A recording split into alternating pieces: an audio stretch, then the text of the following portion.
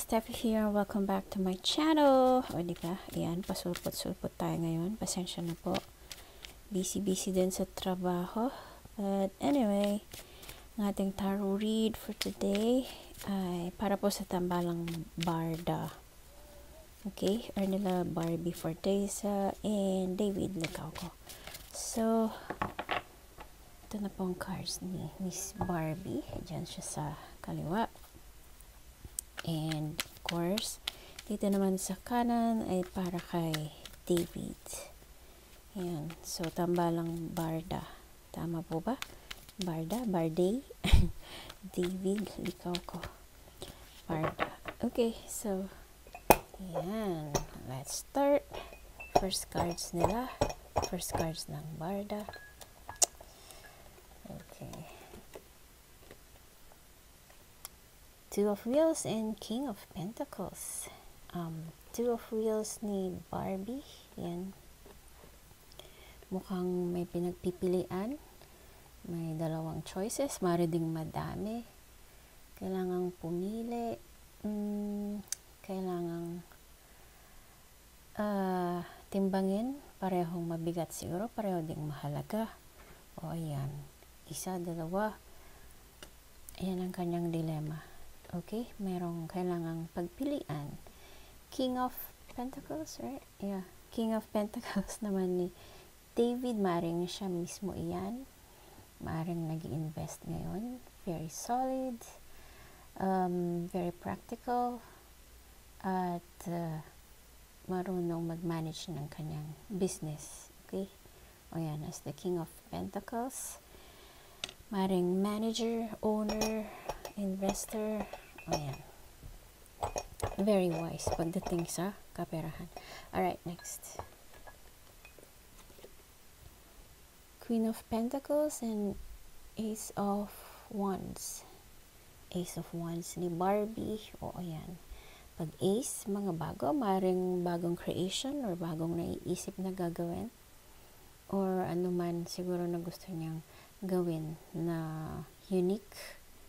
Or maring dahil dito lumalabas yung kanyang pagiging creative or pagiging artistic, ganun. Mga bago. Ace nga, diba? New project, maring ganun. Or very inspired siya ngayon para gumawa or mag-create or mag-invento or ano pa ba, mag-initiate. Yun. Queen of Pentacles naman ni David Licauco, o diba? Ayan, may pare sila ni King of Pentacles. So, maaaring nanay at tatay niya ang mga ito. Okay, na meant to be. Or maaaring malaki ang kanilang role ngayon sa kanyang buhay, ang nanay at tatay. Or maaari din namang kung si David, itong si King, ay maaari din namang si Barbie, si Queen. O ayan, maaaring magkasama sila sa business or mag-partners sa business or merong collaboration siguro. Okay? Ayan. Next. Next cards. Okay, Six of Swords and the Star. The Star ni Barbie, of course, diba? As the star. Sikat, pinapalakpakan, hinahangaan, nasa limelight, nasa spotlight. Ayan. Or maaaring yan ang kanyang mga dasal, ang pagiging very faithful, prayerful, or maaaring nakaka-experience siya ngayon ng mga miracles, madaming napagbibigyan or na sasagot ng mga dasal niya. Yun si the Star. Or, yan ang kanyang wish card, wish granted. Okay? Six of Swords naman ni David. Ito, ang transition or kailangang lumipat or magbago. Maaaring lumipat ng trabaho, lumipat ng bahay, o lumipat ng lugar, or maaari ding lumipat ng bansa. Pero kinakailangan magbago or kinakailangan lumipat. Okay? Necessary transition. Kumbaga. Alright, next.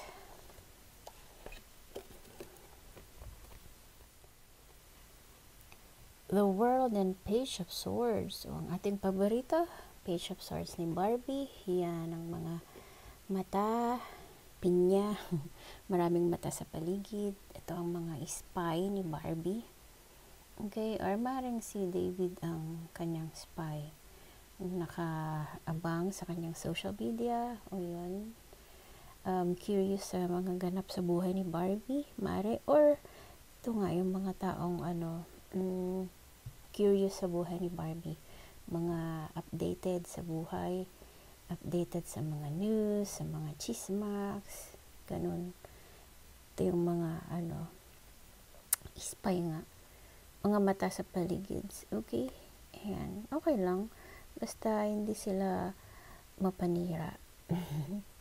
The World naman ni David, ayan, panibagong chapter, kaya siguro merong transition dito, or merong relocation or pagbabago, dahil si The World meron siyang nakompleto or natapos, maring natapos na goal, maring natapos na schooling, studies, ganun, or maring mag-travel. Parang ito yung sinundang card. Okay, so next cards.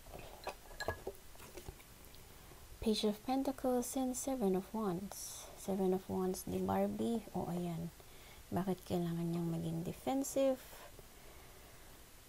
Ito, maring meron siyang pinoprotektahan.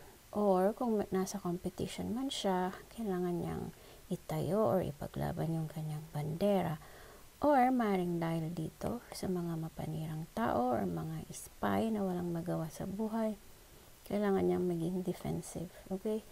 Or ipagtanggol yung kanyang sarili. Or kung meron mang competition, ayan nga, pinagbubutihan para manalo. Okay? Page, this page.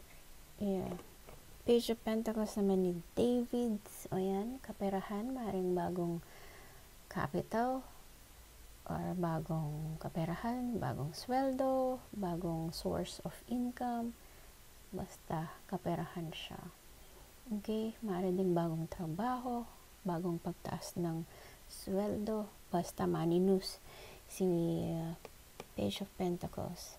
Otherwise, maring nakababatang kapatid niya ito na babae, mayroong message para sa kanya, or kung sino man na mas bata sa kanya, meron sigurong message or merong gift para sa kanya. Okay, so next cards. Wow, Ace of Wands and Six of Wands. Six of Wands ni Barbie. O ayan, sabi ni Six of Wands, ano man yung kanyang competition dyan, or rivalry, or ano man yung kanyang pinaglalaban dyan, ito yung kanyang victory card or success card. Sagot dun sa kanyang struggle. Okay, so yes card, kanyang victory card, or maaari din lalo siyang papalakpakan, or lalong hahangaan, or aakyat ng stage para tumanggap ng mga awards or recognition. Ganon. Okay, yan si victory card. Ace of Wands naman ni David, likaw ko, o yan, pareho silang may Ace of Wands. Tabla. Okay, so maring yan, pag Ace nga, mga bagong naiisip, bagong creation, maring din bagong inspiration, or very inspired si David para mag-create or gumawa. Ganun. Okay, new project, maring meron silang new project, maring ding magkasama together, new project. Okay, so next cards.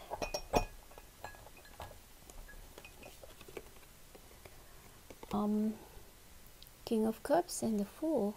The Fool card ni Barbie. Ayan, ang mga bagong simula or mga new adventures niya, maring gusto niyang subukan, yung mga hindi pa niya nasusubukan noon or hindi pa nagagawa, lalo na nung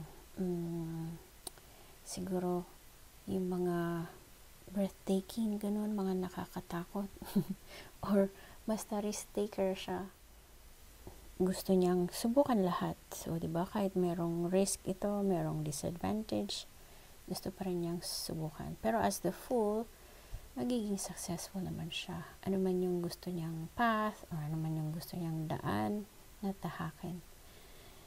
Okay, and as the King of Cups naman ni David, ayan, maaaring siya ayan, punong-puno ng pagmamahal, or love is in the air, very supportive, ano pa, very tolerant, maalalahanin, maunawain, malambot ang puso, o ayan, yan si David. Or maaaring si tatay din niya yan, nakagaya ni King of Pentacles, o ganun din. May maraming kaperahan, pero malambot ang puso. Okay? Next cards. Next. Okay. Hermit and Nine of Swords. Nine of Swords ni Barbie. Ayan, bakit biglang lumungkot naman ang card? Yan ang card ng depression or anxiety, or maaaring nag-aalala. Ano pa ba? Hindi makatulog, merong nightmare siguro, nababangungot, or maaring kaya hindi makatulog dahil merong namimiss na tao. Okay? Maaring namimiss niya si David. O maaring pareho sila namimiss ang isa't isa. Okay? Hermit card naman ni David. O yan. Kailangan niyang mapag-isa or magpakalayo-layo. Hindi siguro literal naman. Pero kung minsan bago matulog, ayan, nag-iisip, nagkakaroon ng self-reflection, ganun, maraming tanong,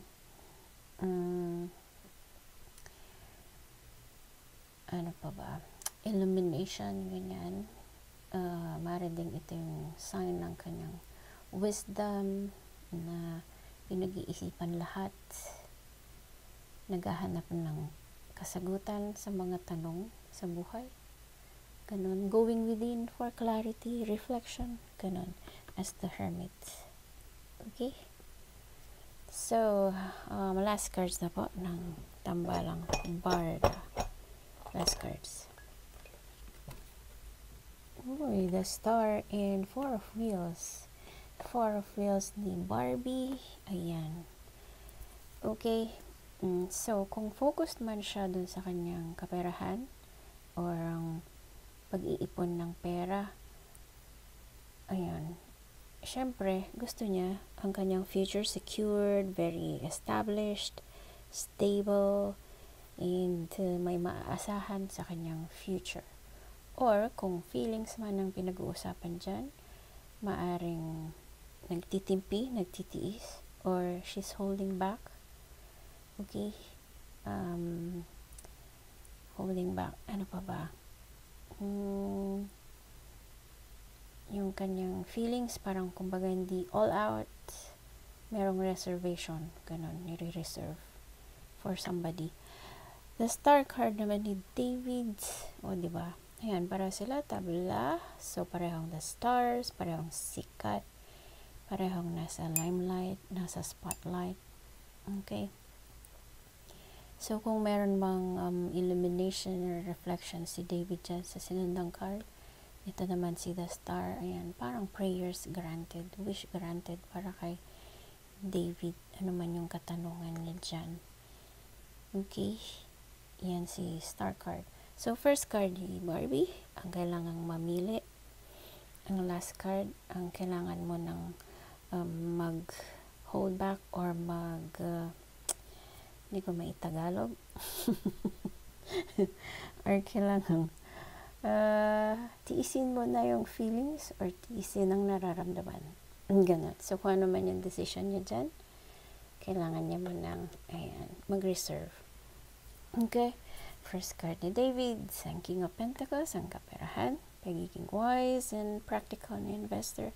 Last card, prayers granted para sa kanya. Okay? And ang pagiging sikat. So, yan pa yung tarot reading ng Tambalang Barda. I hope you enjoyed and thank you so much for watching. Again, please don't forget to like and subscribe to my channel. Abangan nyo po yung susunod nating tarot reading or click anywhere around the screen para mapanood pong next na video. Shout out to my best ever family. Light and love to all. Bye for now.